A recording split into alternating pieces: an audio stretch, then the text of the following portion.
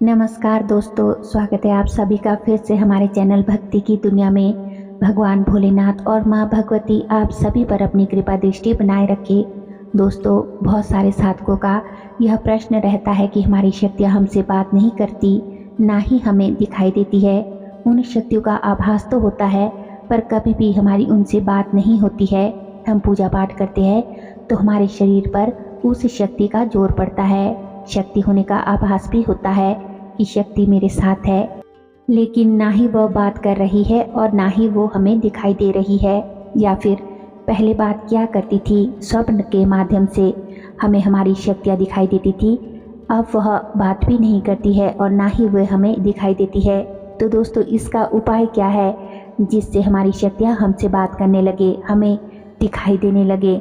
हम जो उनसे प्रश्न पूछते हैं या जो भी समाधान हमें चाहिए हम उनसे ले सके, तो शक्ति से बात करने का तरीका क्या होता है।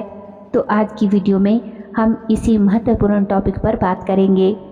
वीडियो बहुत ही महत्वपूर्ण होने जा रही है, इसलिए बिना स्किप किए हुए वीडियो में हमारे साथ अंत तक बने रहिएगा, लास्ट तक वीडियो को देखिएगा।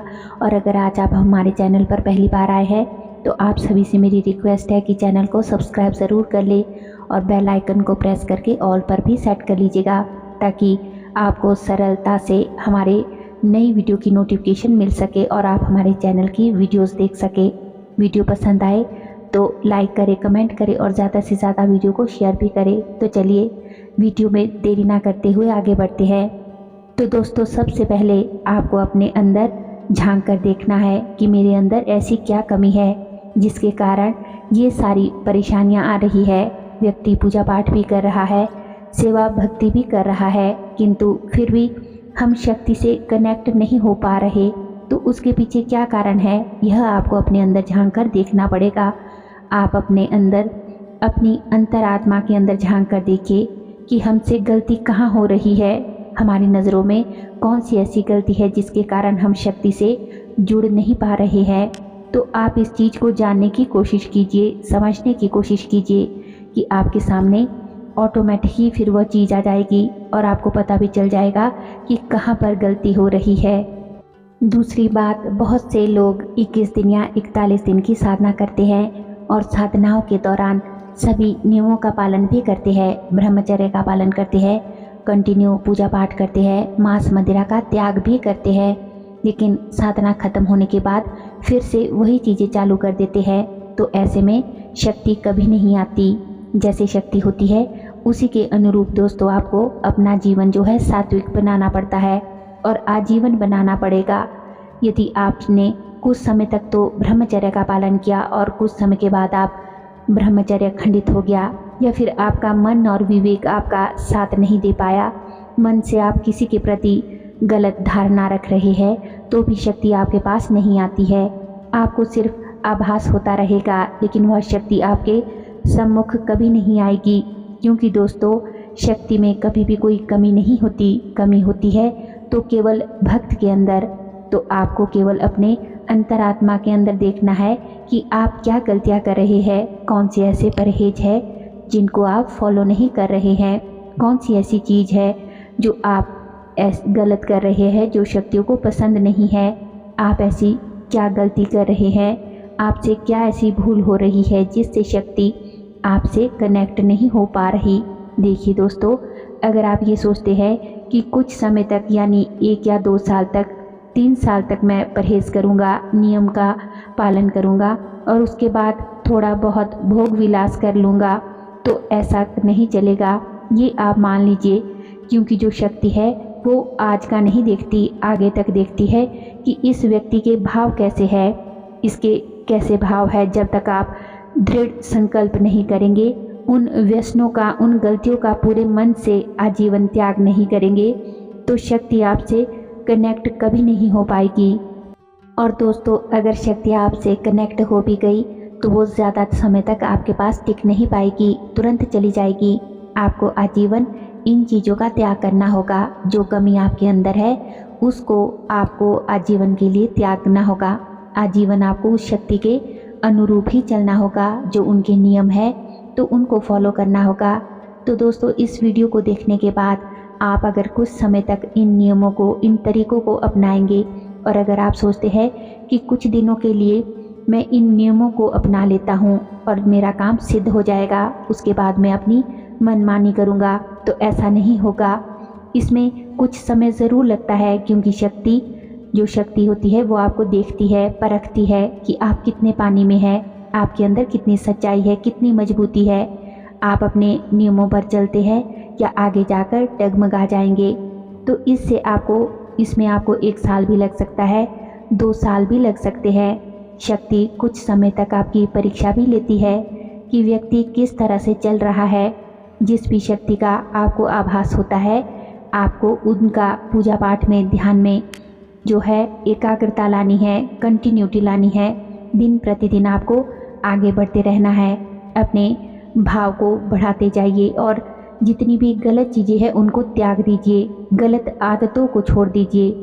तो जो आपको अपनी लगन और मेहनत के अनुसार आपको महीने, 2 महीने में, 4 महीने में या 6 महीने, साल भर के अंदर आपको अपनी शक्ति ज़रूर आभास कराएगी, आपको प्राप्त हो जाएगी। यही एक तरीका है दोस्तों, नहीं तो आपको आजीवन भटकते रहना है। आपको कभी भी कुछ नहीं मिल पाएगा, शक्तियों का केवल आभास आपको होता रहेगा। और यहाँ मैं एक बात आपको और बता दूँ दोस्तों कि वह व्यक्ति खुशकिस्मत होता है जिसके पास शक्ति आती है, शक्तियाँ प्रसन्न होती है। वह लाखों करोड़ों व्यक्तियों में कोई एक विरला ही होता है जो ईश्वर की यानी भक्ति मार्ग के पथ पर चल पड़ता है, और उससे भी लाखों में कोई एक व्यक्ति ऐसा होता है जो ईश्वर को प्राप्त कर लेता है।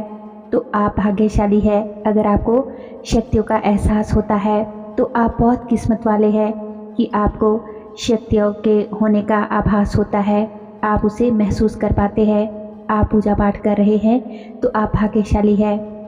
इन विभिन्न प्रकार के व्यसनों में जो आप उलझे हैं ये तो होते रहेंगे, इनसे आपको कुछ भी प्राप्त नहीं होगा, लेकिन आपको यही जीवन अपने ईश्वर को अर्पण करना है और भगवान की भक्ति की ओर आपको दिन रात लगातार बढ़ते चले जाना है।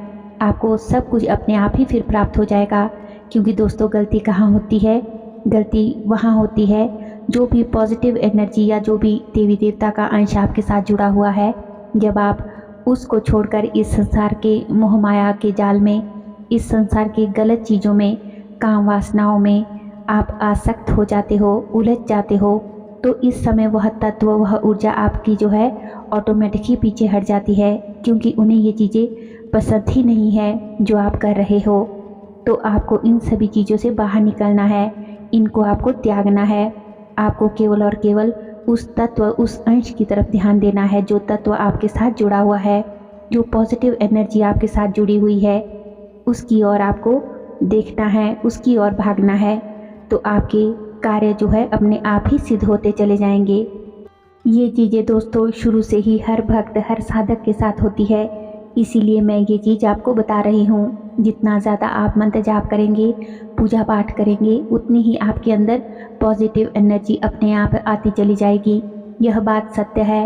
आपको दुनिया कुछ समझे ना समझे, लेकिन आपके अंदर जो पावर आ रही है, जो एनर्जी आ रही है, तो उसको आपके परमात्मा और आपके जो इष्ट है वो और आप अवश्य जानते हैं। आप संसार को छोड़ दीजिए, आप मन ही मन इतना जप कीजिए, इतनी मेहनत कीजिए कि ईश्वर को आपके समक्ष आना ही पड़ेगा।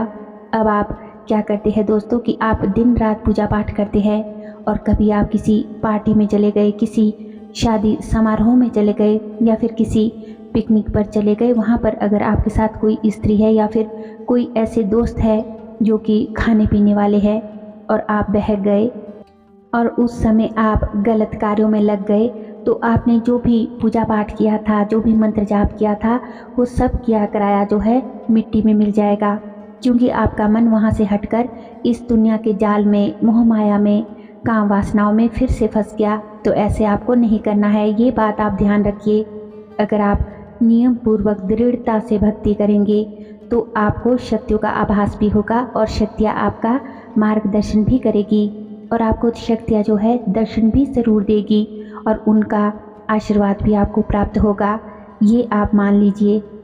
तो दोस्तों अब आप इस वीडियो के माध्यम से ये समझ ही गए होंगे कि जब आपको दिव्य शक्तियों का आभास तो ज़रूर होता है, लेकिन वो आपसे बात क्यों नहीं करती, क्यों आपके समक्ष नहीं आती, क्यों आपको कुछ अनुभव नहीं कराती, क्योंकि इसमें आपकी कहीं ना कुछ गलती ज़रूर होती है।